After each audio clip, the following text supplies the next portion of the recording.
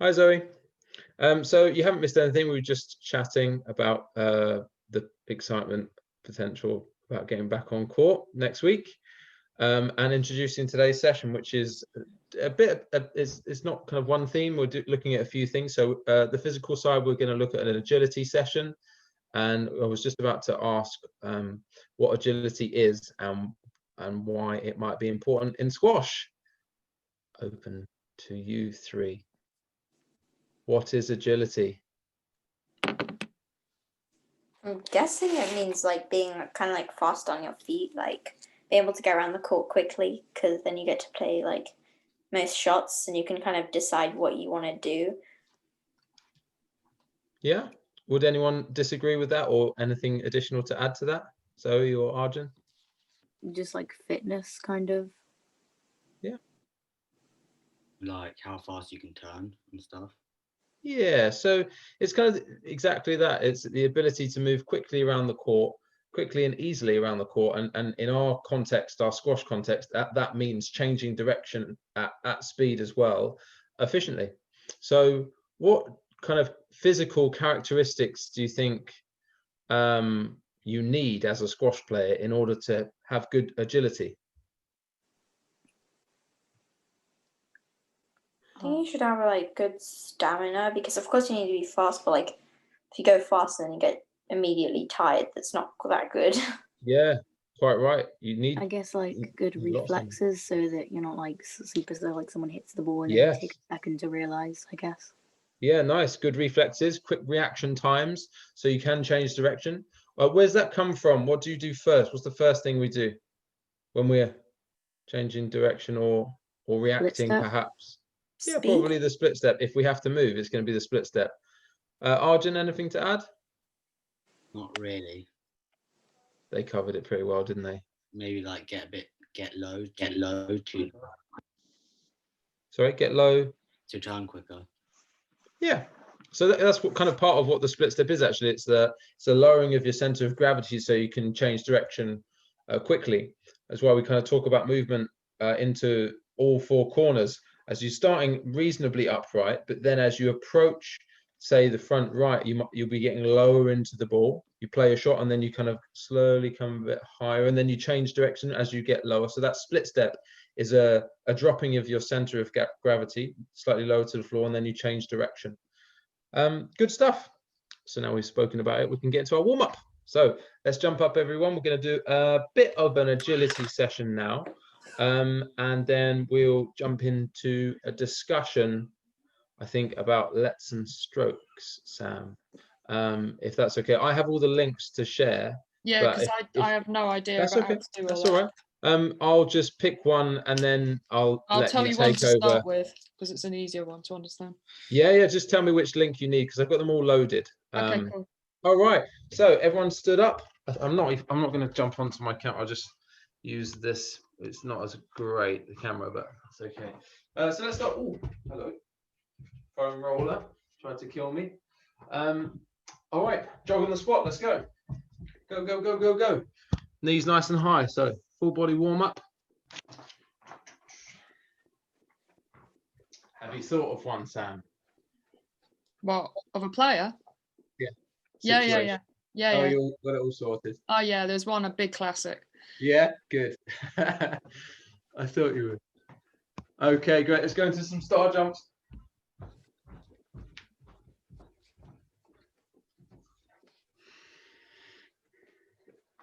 Lovely. When you're doing star jumps, can anyone touch their hands together at the top? Takes a bit more effort. You need to move your hands faster. Yes, very good. I like it. Okay, standing explosive. So we're doing quite a lot of explosive stuff. So what we're going to do is just some small jumps. So if you look at my feet, we're just going to do some small jumps, side to side. First and forward, backwards jumps. And what I like to call some twisty jumps. So your arms are coming across. Arms are coming across your body.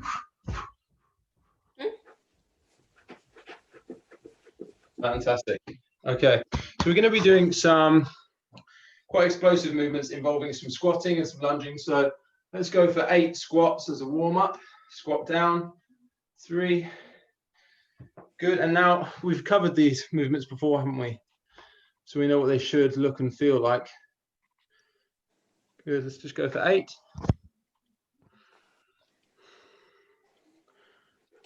Lovely, okay, and so let's go into the first agility exercise. You know what I'm going to do? I'm just going to, just give me a minute. I'm going to log onto my phone, join as a separate meeting, so I have a better angle. Let me just do that now. Join my video, admit myself, and I'll change screen.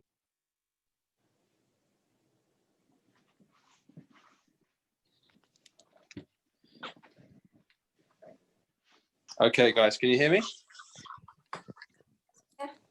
Yeah. Lovely. Okay, great. So now I've got a slightly better camera angle for what we're about to do. The first one is a standing explosive knee raise. Okay, now working on these exercises can really help increase your agility. So it's changing direction. Now, ordinarily, we would do an agility session. It's very effective in a lot more space. So you would explode to the ball, change direction.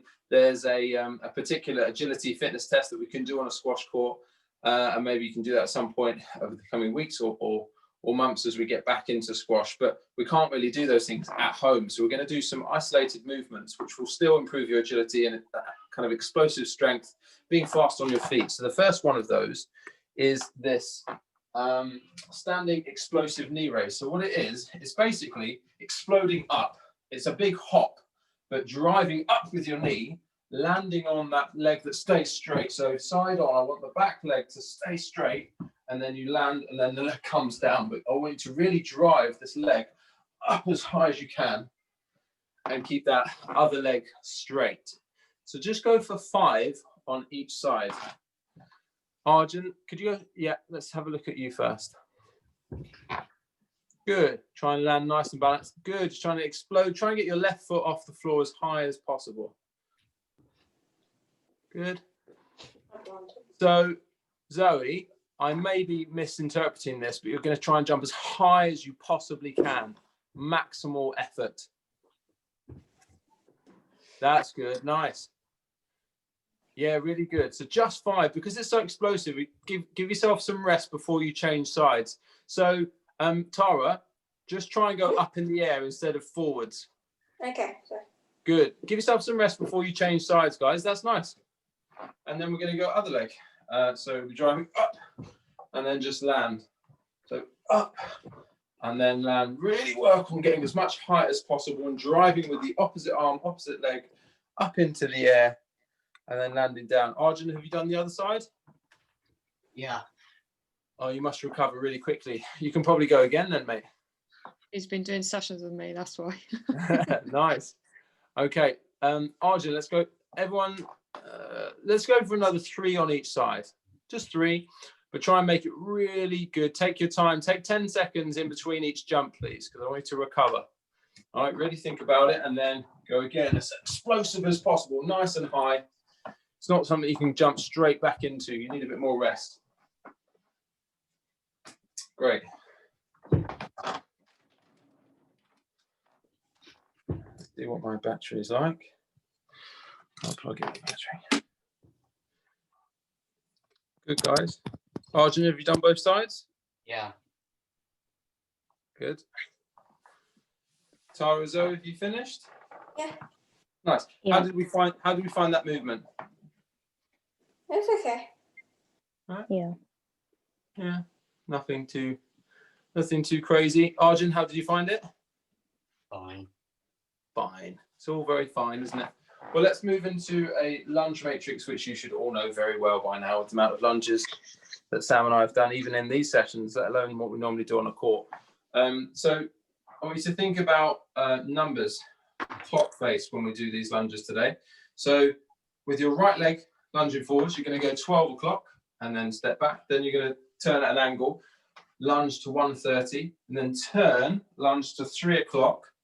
And then if you've got space without shuffling, that's great. You're going to turn, get your toes pointing to 4:30. So for me, that's 4:30, finishing facing front, and then 6 o'clock straight behind me. Okay, so just go twice through that motion, all of those times. So 12 o'clock, 1:33, 4:30, and 6 behind you. Just do that twice on your right leg so I can see you go through those movements, please. I can't really see Arjun, go back a bit. yours there. Good, and then turn, Zoe. So that one's lateral turn. So Zoe, your toes to point towards 3, just for this one. So that's it, lovely. And then shuffle forwards maybe when you're doing your lunge. So that's 6 o'clock. Where's my 4:30, Zoe? Oh, no, not backwards. So turn. So if I'm going to 4:30, I want you to turn behind you. So if you've got a racket in your hand and you're right-handed, that would be back here behind the service box, play my shot and recover. Yes. And that's the hardest one out of all of them, actually. I'm just going to show you guys that one again. So same with the left leg. This one lunge, with my right leg, I'm going behind me, and it's my 4:30 position here. So if you imagine you're at the tee, you don't really want to give your position away at the tee, so you hold on to it, but you do want to get your shot, which is back here. So I've got my racket here, get behind the ball. I don't have much space. So get behind the ball here, you're lunging, you're lifting the ball out, and you're still holding that tee position. So it's a one lunge here, in and recover. All right. Everyone go for 3 of those lunges. 4:30 with your right leg behind you. And now think about hitting the ball as well. So one lunge in, hitting the ball, and recovering back to the tee in that one lunge position. Yeah, nice, Tara. Good. Get nice and low there, Zoe. Into the shot. Let's see yours, Arjun. Yeah, good. Okay, great. So now let's look at the left leg. Let's go 12 o'clock with the left. Now I'm going to go 10:30, toes pointing towards 10:30, turning 9 o'clock, finishing facing 12. And then now the tough one is 7:30. 7:30, finishing here. So for me, that is backhand here, lifting out, recover, behind, and recover. And then again, you've got 6 o'clock, which is straight back. So go twice through those lunges, please, guys. Do yours, Tara. Good. Finish the lunge, Tara, facing 12 o'clock, please. So Okay. do your 9 o'clock again, please, Tara. So start facing 12, then finish at 12. Yeah, good. Yeah. Good. So really focus on stability, not wobbling too much. Then finish facing 12. Good, Zoe. Yeah. Well done. Good. Now, can everyone just go for 3 lunges? Now, pretending to hit the ball, 3 lunges in that 7:30 position, one of the hardest positions. So pretend you've got your racket and you're playing and you're recovering in, back to the tee. Okay, let's go for that. 3 shots.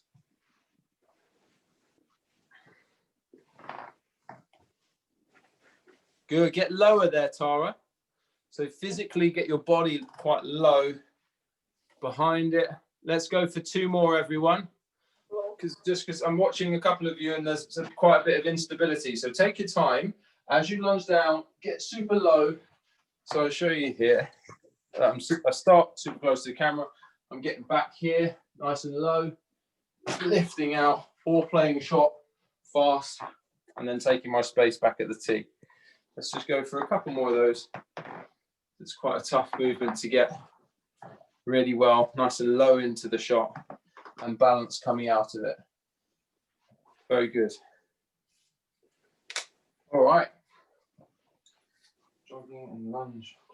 Okay, cool. We'll save that one. I think what we'll do is we'll come back to a bit of a circuit at the end with a combination of these movements. But the next one I want to do is, how many squash balls can you guys get access to within a minute? 2. Can you get more than 2. anyone get 2 or more? Yeah, I think I can get 2. I think I can Wait, get two. I can. Should you go downstairs? I have 2. Okay, everyone's got 2, right? I need to go downstairs to get the second one. Okay, yes, please, Tara. Everyone have 2, please. Great. Not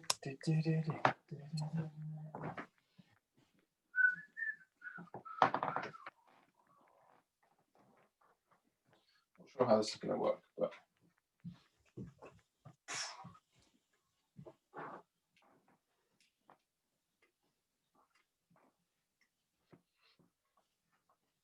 Need to order a new Middlesex shirt. you do, I do. I do. The one I got was new and it's like 2 sizes too big. I don't know what Andy was doing. He knows my size normally. I think we all need a new one for the new season, don't we? Yeah, I think we do. I think you should put a message on the chat, Sam. Yeah. Thanks, Steve. I've been tempted, but I asked for too many things as it is. Now it's my turn to be the bad one. Okay. Everyone, Tara's gone, and so is Arjun. Just wait for them to come back. Oh, Arjun's there. Good. All right. Good stuff. Wait for Tara. Tara's not back yet.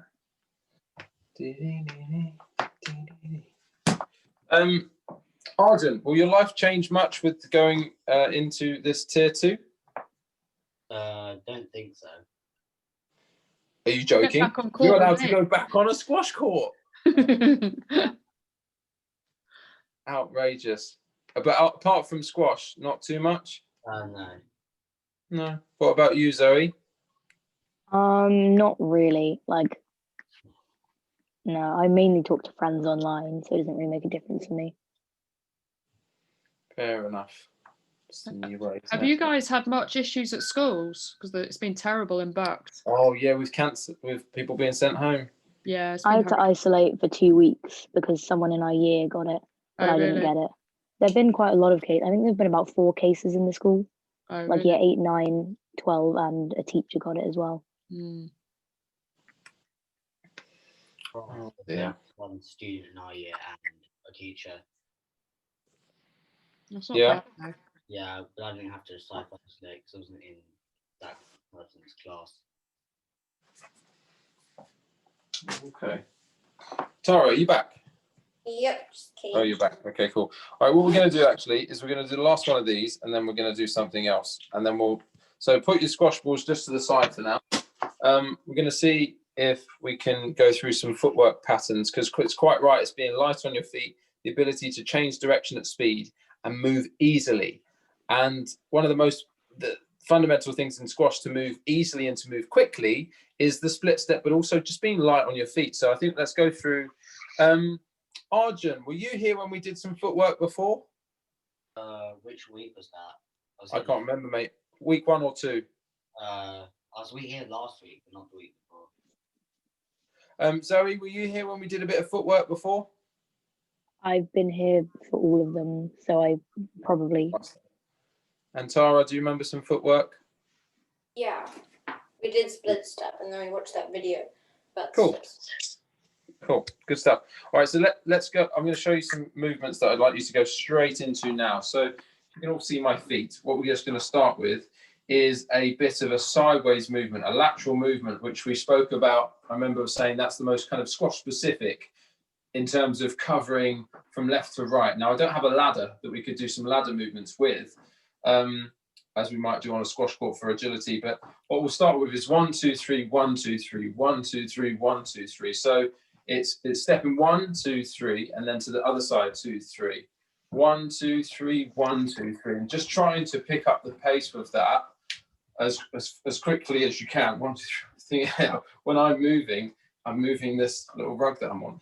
1, 2, 3, 1, 2, 3. Trying to keep your body nice and central. So let's see if you can get into that movement. And if everyone can you just move your camera so we can see your feet, if possible?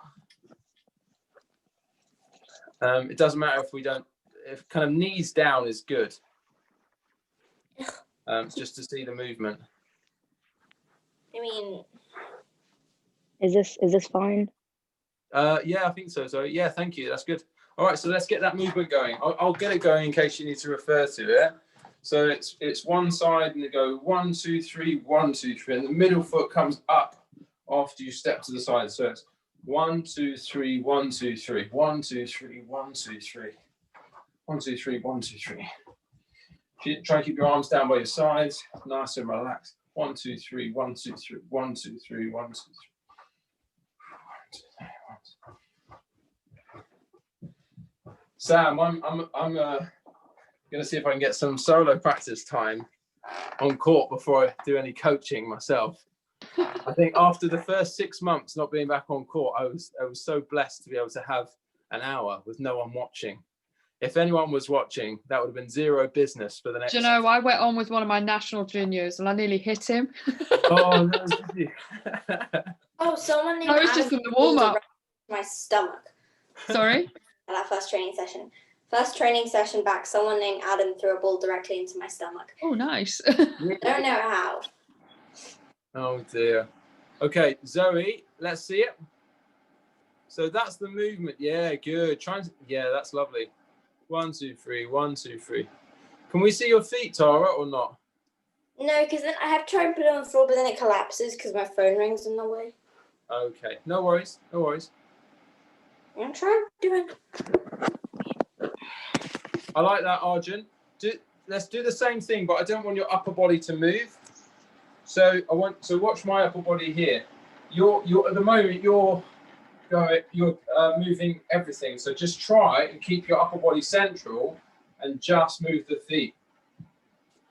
Okay, so you've got your feet moving side to side, but just keep your upper body super straight.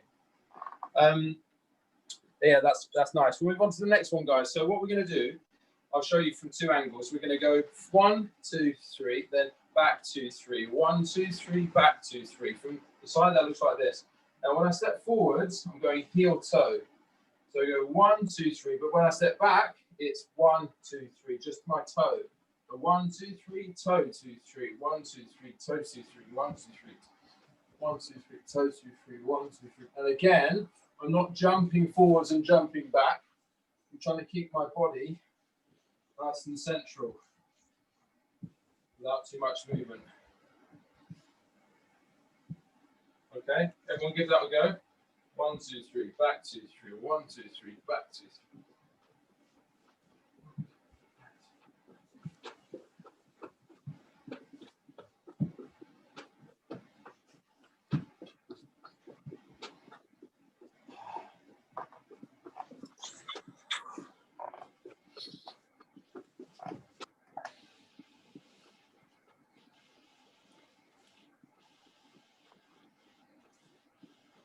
Let's have a look at Arjun. 1, 2, 3, back 2, 3. What?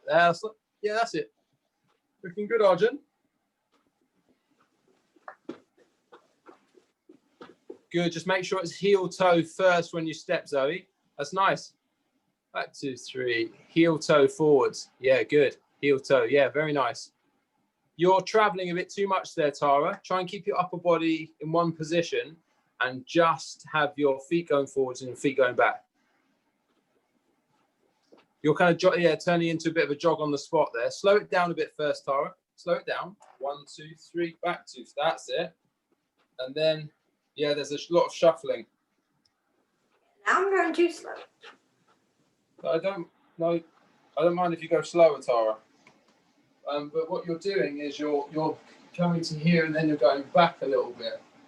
And I want you to keep very solidly there. So you're sharing the same position. So that if you imagine you're on the tee, the foot that is in the middle. So now that foot's on the tee, and now this right foot's on the tee. Now my left foot's on the tee.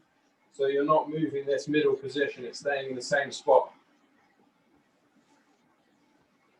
Good. Try that. Those of you who are comfortable with that, go other side. Okay. So for me, that's left foot forwards now. Back foot going with my right. Back with my right. 1, 2, 3, 1, 2, 3, 1, 2.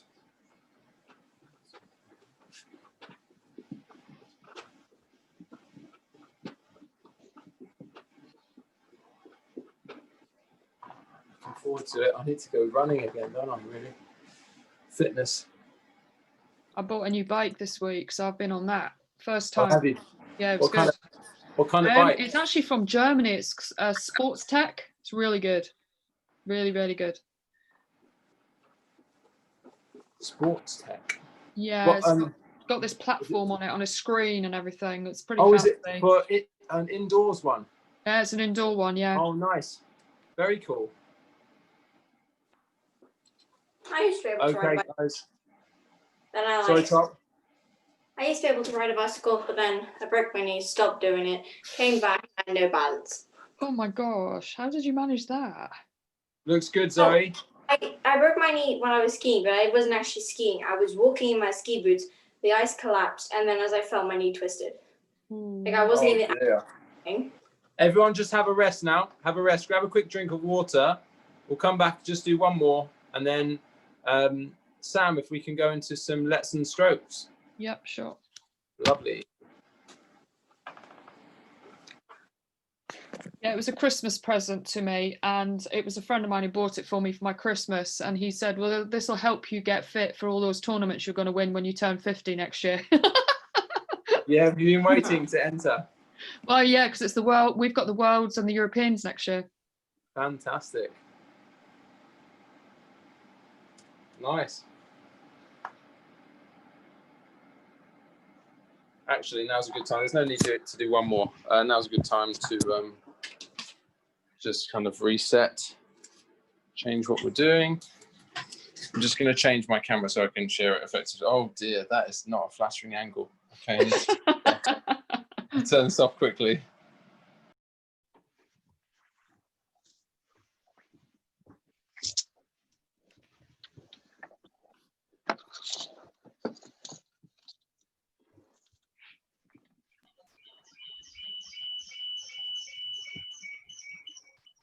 Hello.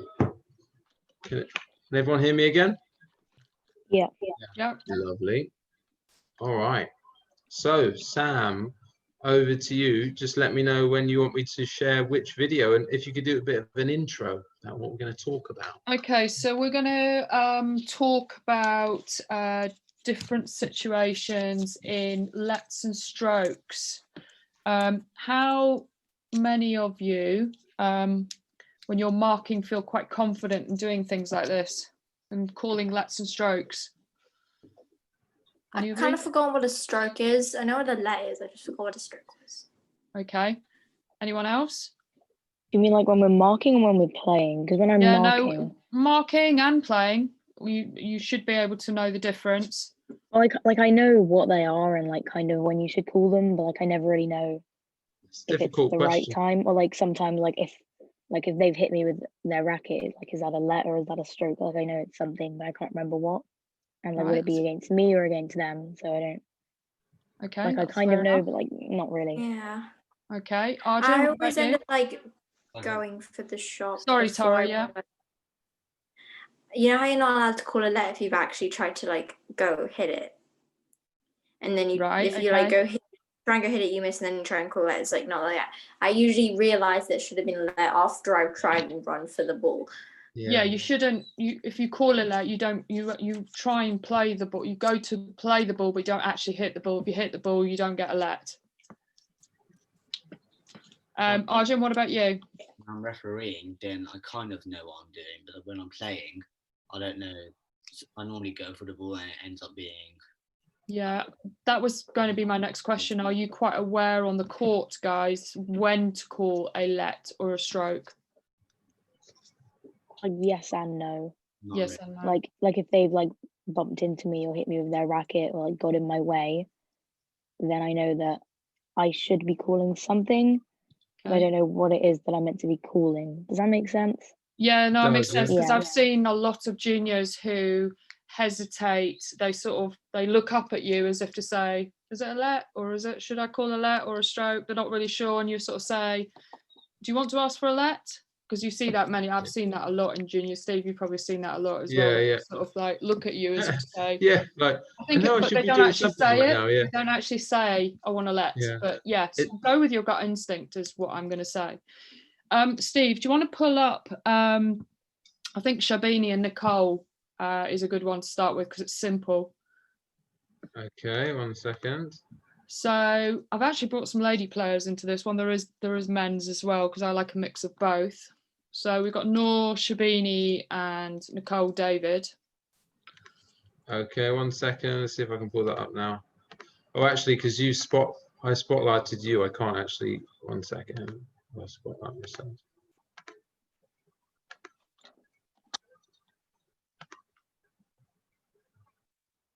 Where is it? Oh.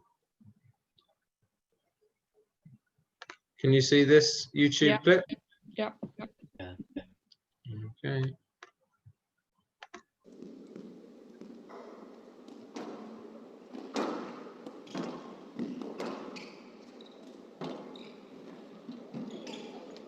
Okay, stop it there. Stop it there. Do you want to play that again, Steve? Yeah, sure. It was a classic, that one. I love that one. Feel free to enjoy these guys. You know, when you've all it. seen it before when someone over exaggerates something or other. And I don't even know the result of this. I haven't even thought about it, but play it again.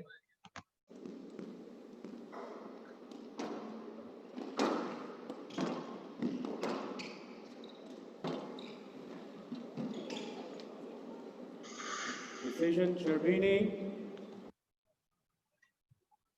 Okay, guys, what do you think? Any ideas? I think like it seemed like she could have made it. I don't know. Like it looked like she tried, but it seemed like she could have made it. Okay. I'm going to give you a little hint here. Just Steve, do you want to just do it one more time? But just look at Shabini's line of movement. Is that the lady coming out of the shot? No, it's the lady. Yeah. Sorry. I think Shabini is the one who. Lady in white is Shabini. Shabini. No, it's Nicole. Yeah, I'm talking about Shabini's movement here. Look. Right. So what do you think about that? Well, it looked like she tried to bump into the other person. Yeah, she kind of like ran into her. She actually went, correct, she went directly to the player instead of in line of the shot. She should have gone more on the inside of Nicole. Sorry, the lady in yellow is Nicole. She actually went to the line of body. Okay, so go on, play the result. So what do you think the call might have been? Wow, how's that no let? I was almost thinking a stroke.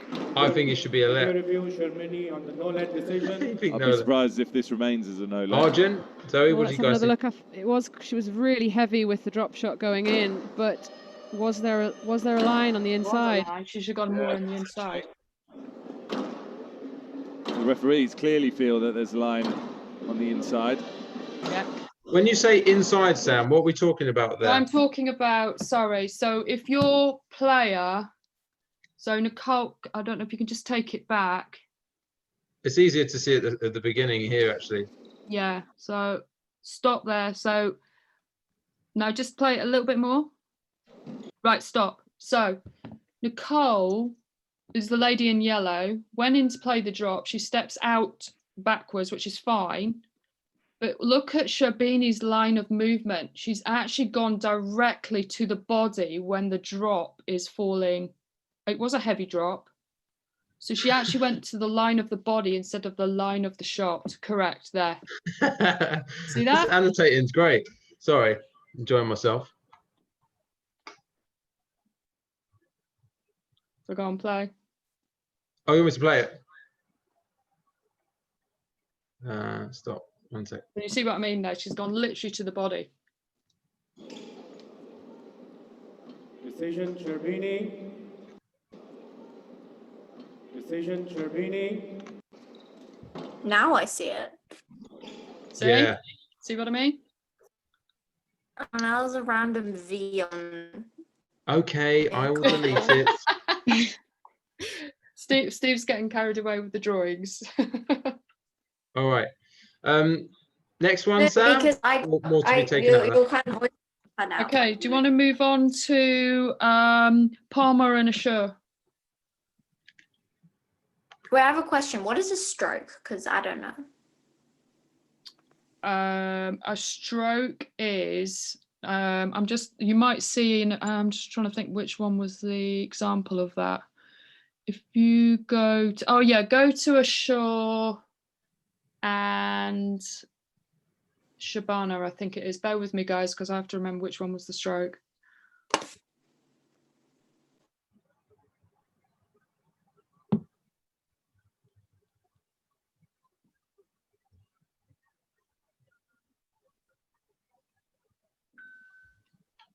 Steve, you got it?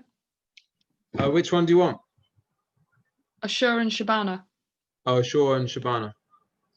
Yeah, I've got that one. 1 second.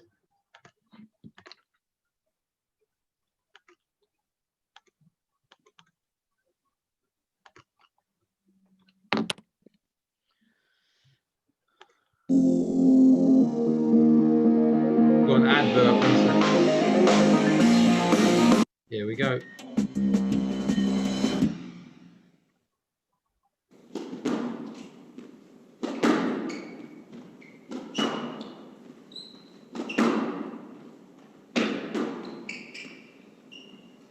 Yes, let. Shabana looking for the stroke in that opportunity. Do you want to play that again? Yeah, play that again. This is like our refereeing course that we were at, Sam, all over again. I know.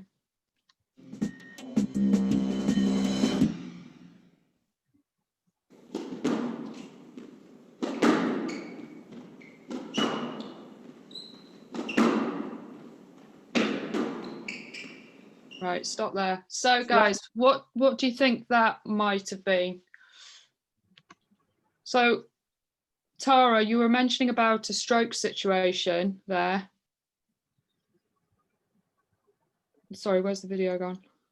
Sorry, I thought you wanted to talk to them. I took the video away. Tara, did you see that? Did you see what happened to the ball when it came back to the player?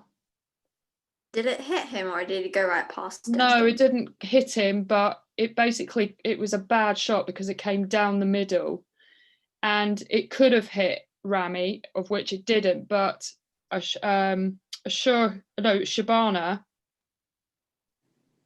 So watch this. So yeah, so he played a bad shot, came down the middle and came back to Assure. So Shabana was in no position to actually hit that ball. If he did, he would have hit him. Did you see that? And also he couldn't have hit the side wall because that was going to be Assure's in line of the shot. Did you see that? Oh. You understand that? So is a stroke when you like can't play the ball because you're gonna hit the other person, or like you can't, you know? If it comes directly back to the other person, then it's a stroke. Okay. Okay. Do you want to? I think there's another instance on this one as well. Okay. I'll keep it playing. Yes, let. Shabana looking for the stroke in that opportunity. Yeah, I think the referees are quite right there, Joey. It did have room. It's a poor shot from Rami, but it wasn't really. Play on, please. 10-9. Assure from the right. He's out at the side. Yeah, I would have given that as a stroke. That's a stroke. Yeah, exactly. Play on, please. What? See, Shabana not happy with that, so a letters played. Cool. That's outrageous. Yeah. Hmm. Okay, do you want to do Palmer and Assure?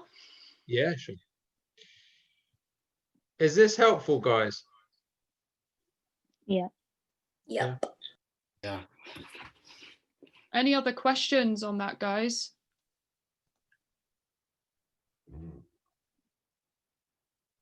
Tara, what's a stroke?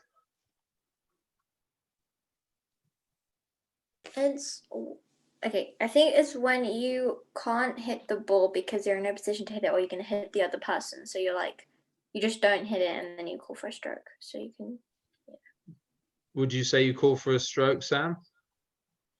Would I call for a stroke? No. Well, I'm just saying that's. I was going to say, give you the opportunity to say it instead of me. You can't ask for a stroke, can you? You just ask You and just then you are ask, either yes, correct. awarded a You let. don't stipulate whether it's a let or a stroke. You just ask whether it goes in your favour or not is whatever. Yeah. Even if you have in your head, you know that's a stroke, like Shabana did just then. He wanted a stroke, but he just said, you know, please, or asked, and then you can get awarded a let or a stroke. Or one thing I've learned is don't ever assume whether you're going to get a let or a stroke. You need to try and play the ball. And I don't know what other coaches do, but I tend to encourage all my juniors to play the ball as much as possible. You find at a lot of top level juniors, they tend to fish and they tend to look for lets and strokes, cheap points is what I call it. And really they could have actually made the effort to get to the ball. So I always encourage juniors to make the effort as much as possible until you're in a really, really tough situation. You know you can definitely not get that ball, or you're being restricted by your opponent, then ask. But generally, go and get the ball. That's my concept of it all. Sound advice. I would say what I've seen at the lower end is they don't ask at all. It's kind of you go through a continuum, don't you? I guess they don't ask at all because you don't really know what it is, and then they ask too much. Yeah, and then, that's right. Yeah. Okay, which one would you like next? Sorry. Should we do one more? Should we do Palmer and Ashore? Sure.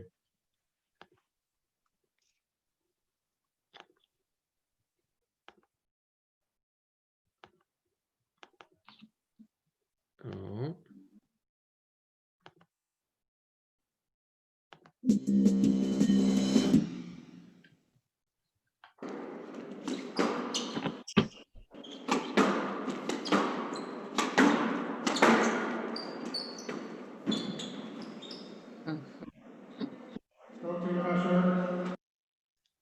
So what did he say there? Stroke to Ashore, I believe. Yeah. Can we watch it again? Yeah, watch that one again. It was kind of interesting. Watch the movement of Ashore. You all know who Rami is. The one in white.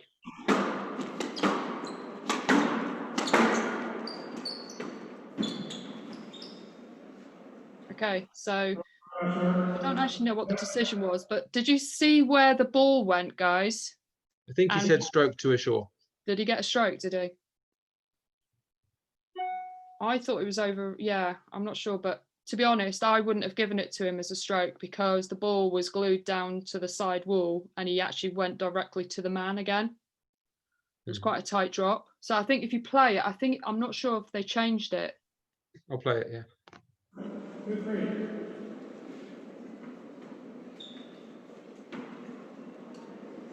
Ball's pretty far in that front corner there. Nothing you can do with that shot. I might be in the way, but there was nothing you could do. Get him to reach it. Well, you weren't making an effort anyway. Sorry? You weren't making an effort to clear anyway. I didn't have time. He's so fast. He didn't get to the clear. That's not my problem. That's his problem. Okay. Have that discussion. Thank you.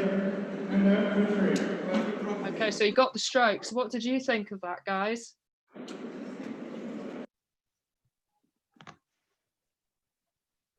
Anyone? Arjun?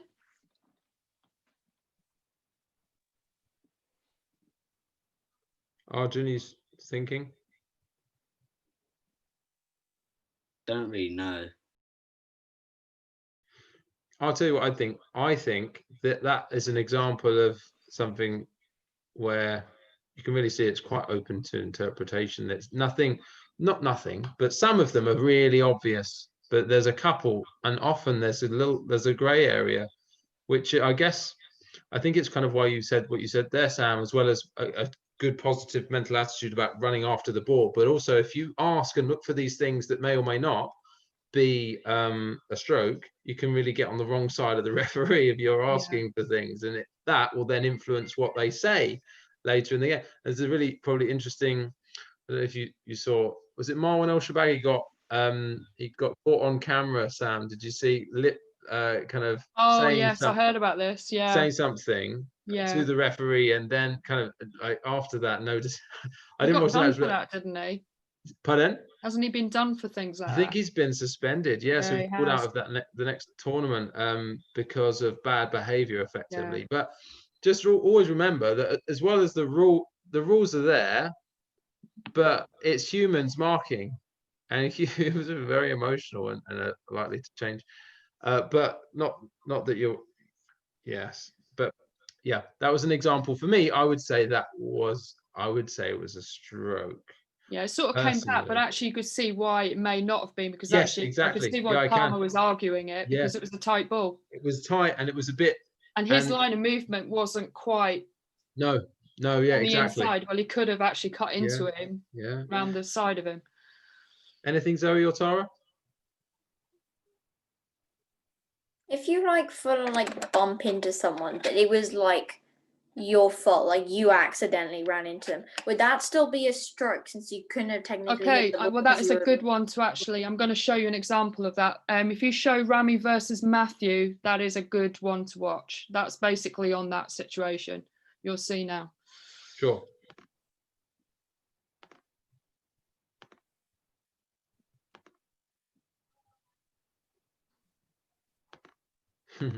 Sounds like, I'm glad you asked that question. Here it comes.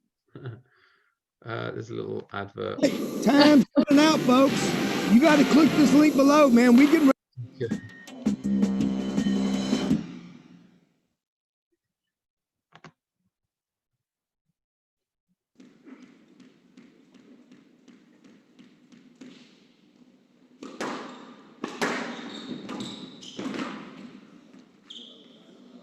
Okay, stop there. Stop there. Do you want to play that one more time? Because I found this really interesting. Joe's on with Ashur as well. What's he doing? Why exactly. So watch it, Tara.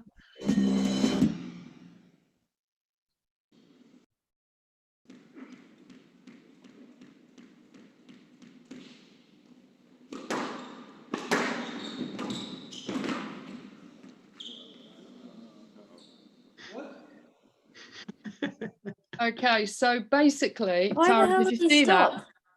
Why did he stop playing? Because he nicked him on the way past. Rami had taken him out in his back on the way through to his shot, but Rami had actually played his shot. It was actually Rami's shot, so he could do whatever he wanted to do. And Nick Matthew, who was one that's holding his back, actually asked for a let. And I think he got a let, but then when the video review happened, they said no let, and there was a big cheer in the background because it was minimal. It wasn't Rami, anything to do with Rami. He was just going to go and get the shot. He played his ball, and Nick was just standing there holding his back, basically. So yeah, he shouldn't have got the let ball. Do you want to play the rest of it? You want to play the outcome? It's quite funny.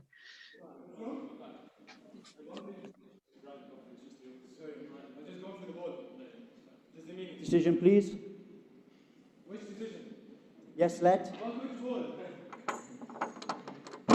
About which ball? No, just reconsider what you just said. Let about which ball? No one asked for a let. Are you just guys making up a let? No, I asked for a let. I'm the one who's going for the ball. How could you ask for a let? But on the way, are you kidding me? On the way through, you have caught him. Yes, you just stop. caught me on the bottom yes, of the back stop. and I put my hand up straight away. Yes, stop. Does someone understand what I'm saying? I was the one who's playing the ball. He doesn't have the right to say, to ask for a let. Exactly. You can't argue about this. But there was interference. He didn't put his hand up, Stop. did he? No, he didn't. There was interference and he stopped. Can I get the review? Yeah. So he goes for a video review. Can you get a review? Video review, please. Mr. Ashur on the yes-led decision.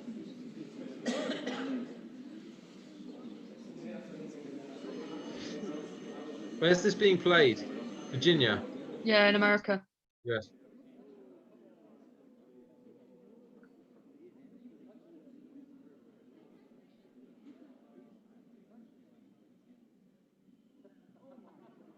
You don't, yeah. It's interesting seeing his expression on his face doesn't change until you see the shot.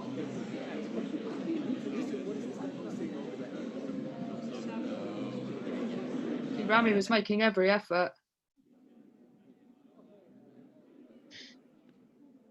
Wait, he held us back and he walked away before that dude didn't even like hit the ball, or it hadn't even gone that far. He just had contact all the way through. No let.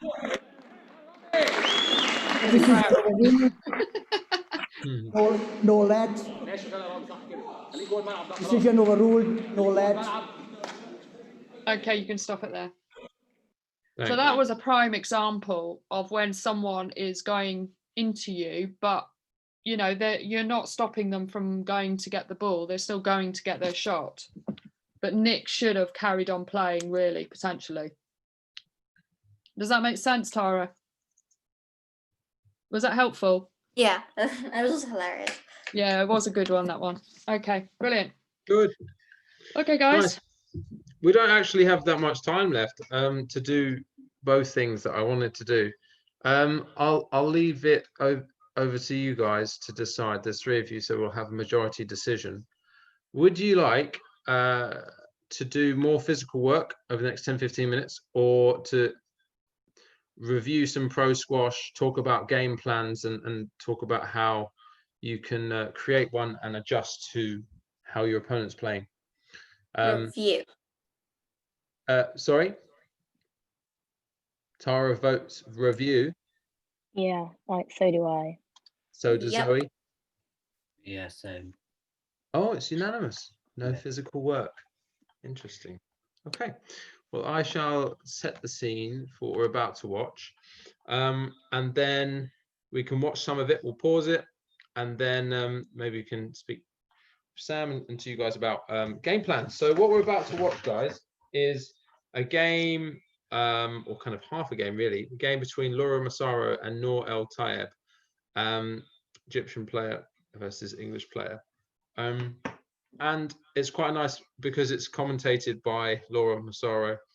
And she just talks about what she was thinking at the time and what was going through her mind and what she was picking up from her opponent. And what was really interesting to me about it is how much she's changing her game specifically to her opponent she's playing at that time. Now, when you guys go in and play tournaments and stuff, you won't have been able to, I guess, if you've never played someone before, there's not too much information you can get unless you have a chat around about some coaches. Maybe they've seen them play before. Maybe you've seen them in an earlier round, perhaps. But at the elite level, you've played people before. You can also, there's lots of footage out there that you can really pick up and see how they play and how you might adjust your game and kind of strategize and think, how can it fit in better? Okay, so I'm going to play the first few minutes of this next clip. 1 second, let me just find it.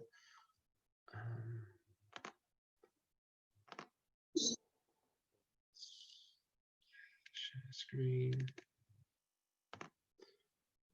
Can everyone see this? Just need one person to say yes. Yep. Thank you.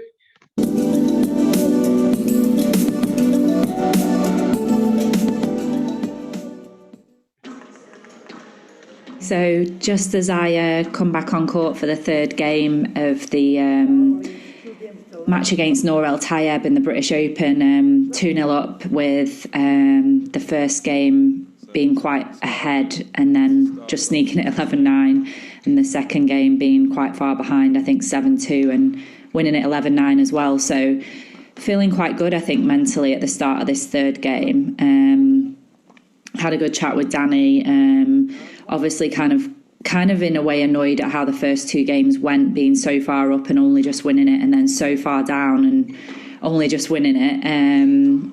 Totally different. And, you know, he just basically said to me, you know, stick to the game plan. We had a game plan to try and frustrate Noor in this match, keep the angles down, keep the ball tight on the wall and get in front and volley. And it really, really was as simple as that. And I played well on this day, and I don't think Noor was at her best, but sometimes it's always hard to tell whether someone's not at their best because of the tactical plan that you're employing. And one of those ones, isn't it, where yeah, so as we start this third game now, I'm obviously just levelled back at 2-2 here, and as you'll see that as it goes on, I'm really trying to kind of nullify her almost with a mindset of popping the ball around the court a little bit, just putting the ball in really good areas, putting the ball into corners, using lots of height, trying to keep her from getting a grip of kind of any sort of momentum and any sort of shot play. And you can see there I'm using quite a lot of height where I can. The ball's going up towards the alarm sign wherever I'm in any sort of trouble. And you can see there when I didn't do it how dangerous she is. So yeah, 3-3, I guess my mindset is really just thinking kind of stay on the volley, and if I can't volley, take the ball as early as I can. As you can see there, just cutting the ball off and volleying using good height, and putting the ball back into good areas. That was a good volley. It's about using all of my technical kind of ability to just pop the ball down the wall with good shape on the ball, if that makes sense. So it's not kind of just drilled like an arrow down the wall, but faded into the wall. And just as she wants to kind of hit it, it's hitting the side wall at the back and making her go for something a bit wild there on that cross-court nick that she missed. Yeah, Shabini hit a shot coach. Yeah. Very uncharacteristic. I don't think I've ever seen her hit the service line with a cross-court volley. See her hit the tin, but I think they're just at the back corner, just really looking to kind of take the ball early.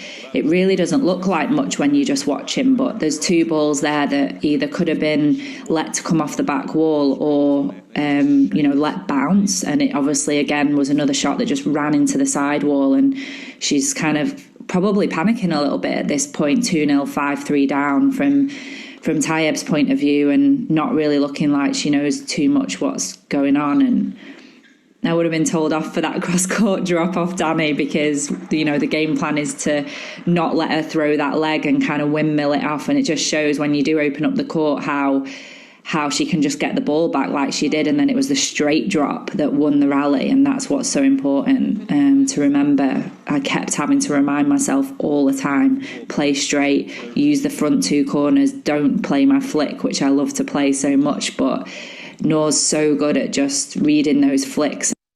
So she says something just then which is interesting, and it really talks to her game plan in this, and all of it's kind of talking about her game plan.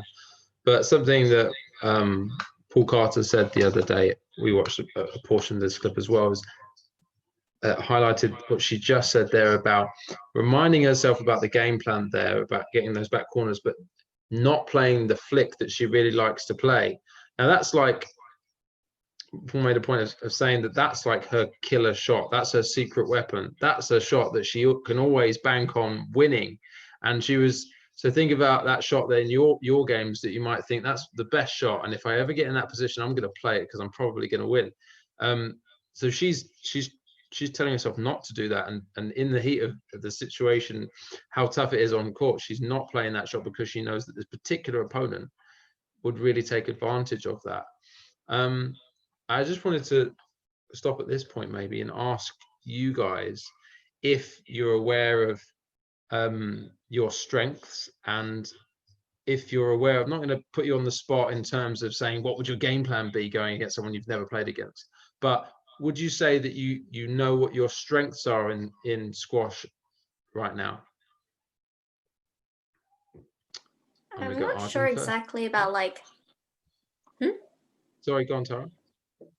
Yeah, I'm not sure exactly what strengths I have, because sometimes I don't feel like playing certain shots, so I just won't.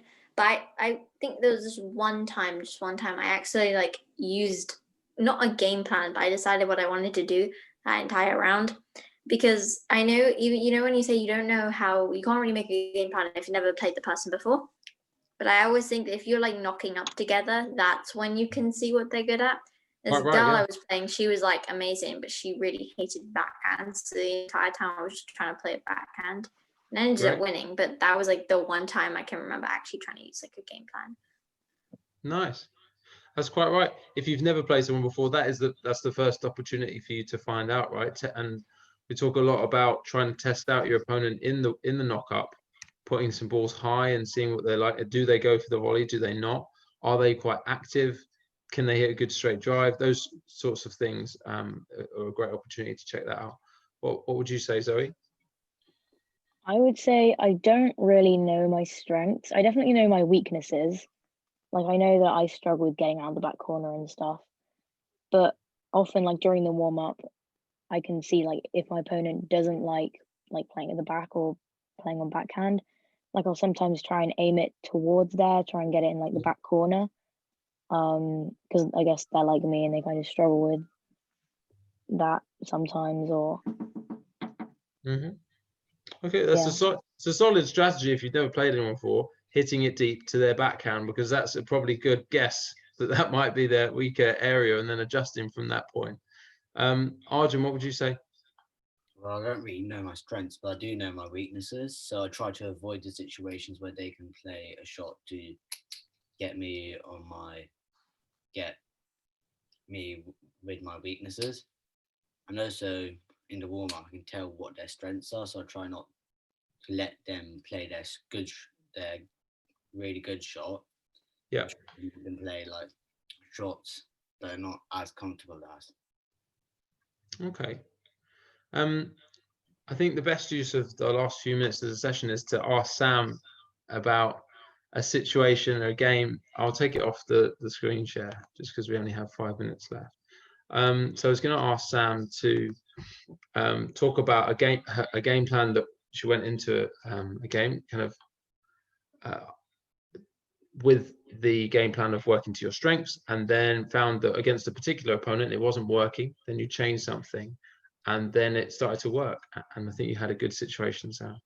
Yeah, I played it was one of the Masters events, and I actually lost to this player previously, a couple of years prior. And then this last season, I reached the South Masters final, I think it was, and I was due to play this player again. I didn't, she was actually a good friend of mine off court, but on court, I actually didn't like her as a player on court. She very much invaded my space, had a very big swing, left-handed as well, very awkward to play. The first game was quite erratic, sort of just hitting around. My strengths, I've read this book called The Locker Room, and there's a big thing about what your weapons are in that book. And basically, I like to hit the ball quite crisp and hard and well into the deep. So then this particular player was sort of, the first game is always a bit, I always take a little bit of time to get into the rhythm of it. And she sort of was really disrupting my movement and invading my space and very much on top of me. And she was sort of winding me up a little bit. And then I decided that I needed to get her away from me to be able to beat the player or take control of the game. So I realized that she was really poor in back corners. I noticed that as soon as I put a hard deep ball into the back, or even just worked a working drive into the deep and it was tight, she would be literally up against the back wall struggling to get the shot out. And if she did, it was a very weak shot, which then gave me the opportunity to take the winner in on the front ball. And I literally was attacking all the way through my match, and kept her pinpointed into the back corners to help me to basically set up opportunities for me to win those points, whether it was off a volley. I was just holding the tee position. I literally didn't move very much. I just kept holding the tee position and kept moving her side to side into the deep until it was the right opportunity for me to go short, because I'm not the most confident always going into the short ball, but when I've got time, then I'm dangerous doing it. And as it happened, you know, it started to go really, really well. I kept the player away from me, because in the first game, I had to duck a lot because I don't like asking for lets anymore, or strokes, basically. I had to duck my way through, and I'm very quick on my movement because of her swing. And it was really sort of invading me too much. So I'd ended up lifting out and things like that, using more height, pushing her into the deep. Anyway, I played like this and I won 3-love in the end. Absolutely took her apart. And when I came off court at the end of the final, she said to me at the end, my opponent said to me, Sam, I couldn't do anything with you. And she said, all you did was pinpoint me into the back corners. And I said, that was my game plan in the end, because you invade my space too much in your swing. She knows, because I'm a coach as well, and I've told her she's got very bad, her swing is really wild. So she knows my view on that. So yeah, and that was a really big win for me, because she's quite a frustrated, she's a good player, but she's very frustrating. She's quite a frustrating player to play against. So yeah. Nice. Thank you. Thank you for sharing that. Any comments about anything that we've done today, guys, before we finish and let you guys have a good weekend? Feel free to all go off mute just to say goodbye. Did you find that helpful, guys? Any of that? Yeah. Yeah. I have one like more question about the stroke. Go ahead.